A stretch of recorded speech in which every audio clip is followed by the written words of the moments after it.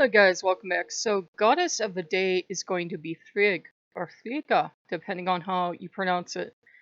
And this is probably going to be a super short video, and we're actually going to start off with a story from today to kind of explain things to you, kind of explain our relationship. We'd gone up to the bazaar the first time, and I was all grumbly. A little while later, Odin and Loki both decide they want Chick-fil-A in the worst way.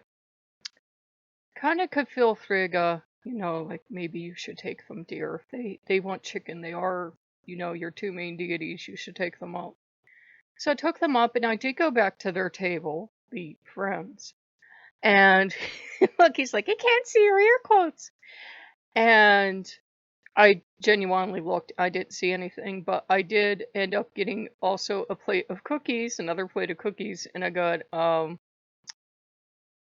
a wolf knife that Odin's not supposed to know about, but he was watching me, and that's supposed to be his Yule gift that he doesn't know about. But of course he does. And came home, and I was still like discontent, grumbly, but at least we had our chicken. He waits until I'm settled down with my book, and it's a couple hours later, and he starts working on me about, what would I like to do? And I'd read my room for the day, and I got peer thrown about like unexpected opportunity. And I had been filling this huge pool. Sometimes when I go out, I end up going out 3 times. So I guess I'm really tuned into him. And this is going to be about Frigga.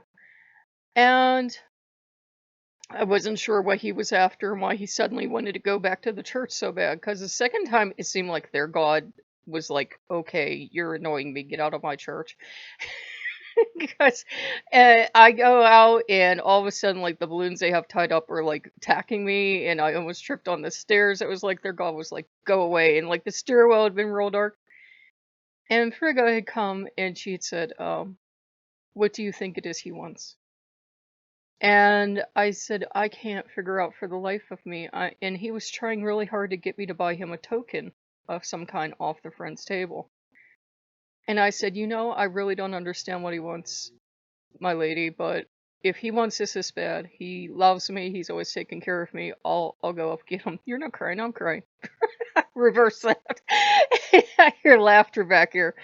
And so I go up and I'm asking him on the way. I had to dig out change room places, and I'm taking him up. I said, would you like a donut or would you like a piece of jewelry? He says, surprise me, my dear. And I go back to their table.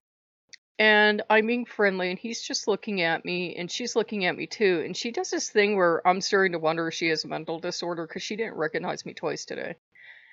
And I picked up a piece of jewelry, and it was marked $1. And she said, well, somehow in our conversation, she said it was half price. Because I said, how are the sales going today? She says, good, it's half price day. So I ended up buying all this jewelry. And a lot of it had the black and blue in it that I associate with Odin. I got some others, and it'll end up like, I'll probably end up wearing something for each deity I work with. And there was this beautiful black and blue necklace that went with the bracelet. And this is, costume jewelry from like the 10-cent store or something, but still. And I said, dear, this doesn't have a price on it. I held up this necklace. She goes, well, we'll just throw it in.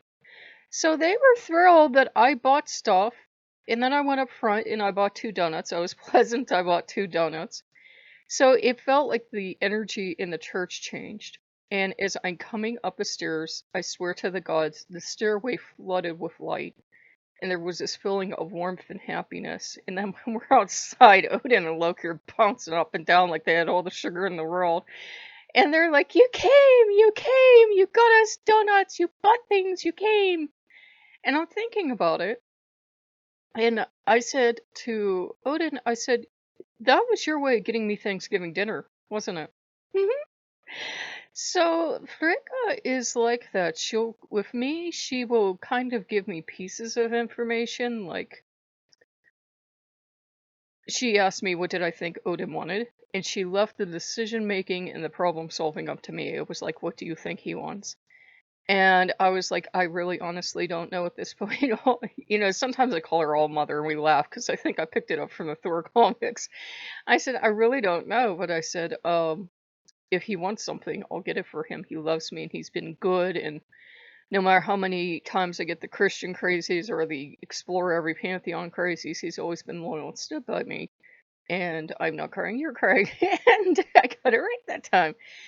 And she's the one that, after he's taught me like a rougher lesson, she will be the one to come in. Now, Frigga is obviously, I don't think All Mother exists outside of the Thor comics, but you could say All Mother.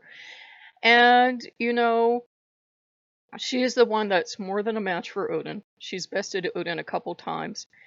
And, I was reading an article on Odin today. I know, me and Odin articles. And it talked about how, she's sometimes referred to as a rival to the other goddesses because Odin has a lot of spouses. I mean, a lot. I'm hearing, woo, back here.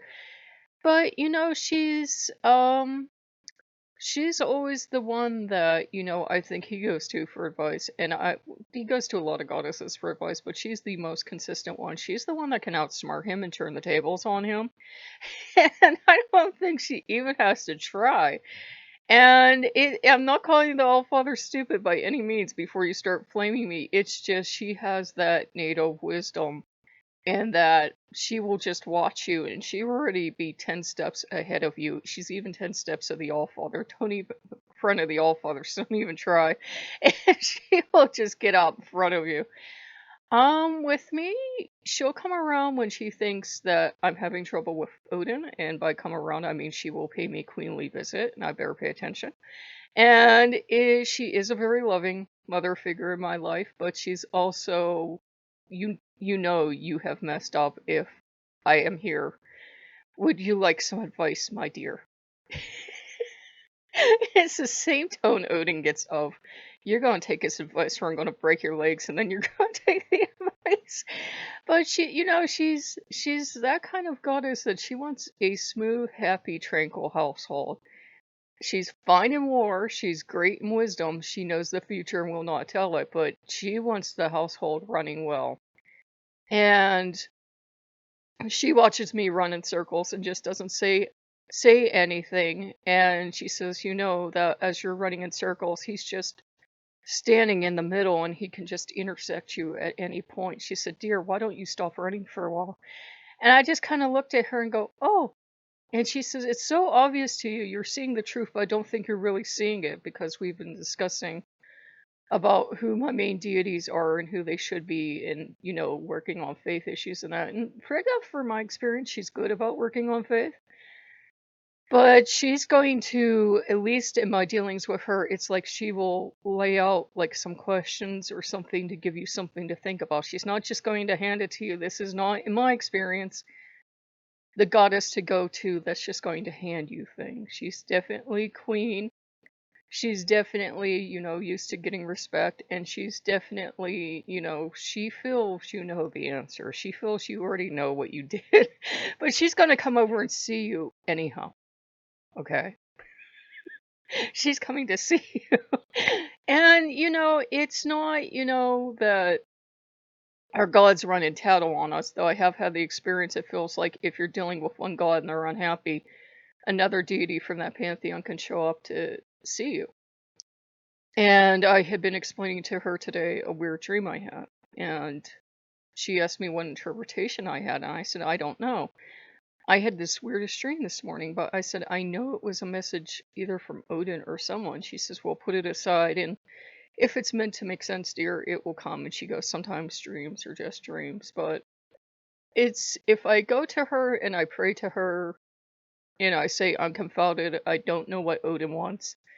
I can't understand what his motives are. I don't know why he's angry at random things sometimes. And she explained to me. As soon as I told her today, I don't know why he's angry at random things sometimes. Like today, he was angry at something up at the Dollar General that I've been thinking of having. And he seemed like he was angry at this food item. And I was like, okay, I know you're angry and upset. Is it about the money? Do you think I'm buying luxurious items? Because it was like a $2.50 bottle of like spiced cider, if I even had it. And it wasn't that at all. I went back to YouTube, and in my feed, it was this thing of, it had to do with a guy having been immoral and how that changes you. And she's like, you just have to accept there are going to be times where he's going to be irrational, because remember, he's the All Father, he covers everything. She can more than keep up with Odin. Frigga, if you get a good relationship with her, can be very good with that. She's also obviously involved, in spinning and weaving. She very much is the goddess of the household. She carries the keys. Some people will claim up, down, sideways they live together in the same, say, castle or hall or whatever you want to envision. Some people say no, she prefers her own place. I don't affair in I don't meddle in the affair of goddesses. So it's one of those things where she can be fully independent. I think that's why she fascinates Odin, because she loves him very dearly. But at the same time, she is independent and she doesn't need him. She loves him, but she's independent. If you can understand that concept, it's like a husband and wife together, that if the husband thinks he's going to pull, I will go away, she's like, go ahead. I'm fully independent. If you go away forever, I'll be just fine when you get back. There may be someone else here by the time you get back. She's fully independent woman. That's been in our lore. I'm not bad mouthing Frigga. That's been in our lore, where Odin went away, and he was away for so long that at that point his brothers were her spouses. She was like, well, okay, somebody's got to be in control here. Somebody's got to be the kings. You two are stepping up. And then by the time that he came home, he was probably very peeved to see that his brothers had stepped up, and, they were enjoying the household and enjoying being Odin. And old original Odin was like, no, I don't like this. And Frigga was probably like, well, too damn bad. You and your wandering all over the place. And if you think of, say, Odin being Oder, Freya would be the one to pursue after him. Frigga ain't chasing you. Frigga's not chasing Odin, she's not chasing you. If Frigga would show up where Odin was, it would probably be bad news for Odin. She's the one that brings him up short. She's the one that stops him if he's going to excess. She's the one that, she's not his bouncer or his keeper, but if she does not agree with what he's doing, or she thinks he's going down the wrong path, she's the one that can absolutely stop him cold. And all of a sudden, he's very contrite and, yes, dear. We have plenty of stories where he liked someone, and Frigga could see that person wasn't truly faithful or truly a good person. And Odin would be like, you don't know what you're talking about. Because remember, all of our gods have, may the gods forgive me saying this about Odin, blind spots.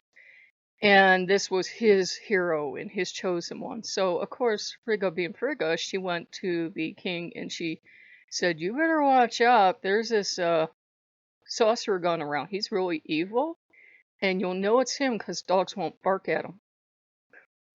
And she went away. And of course, the guy didn't know it was Frigga.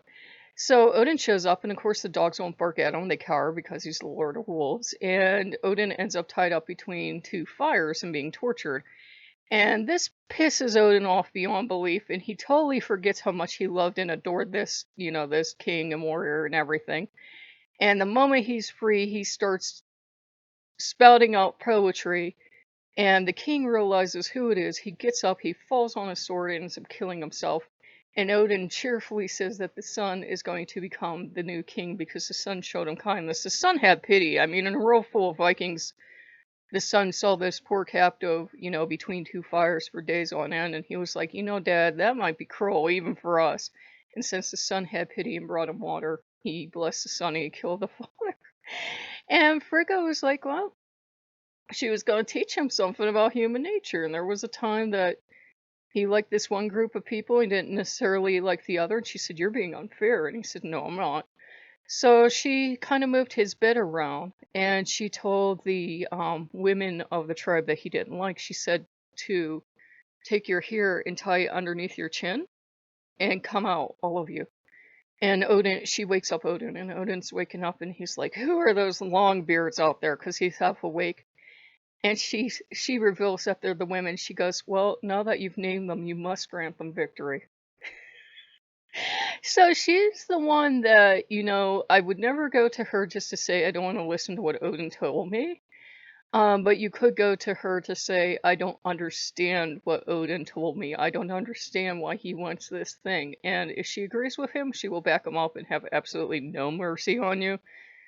But if she sees that you're struggling, she will help you. So I know that wasn't kind of like fact filled, but with her, it's more like an experience with her than it is just reading the stories, if you know what I mean.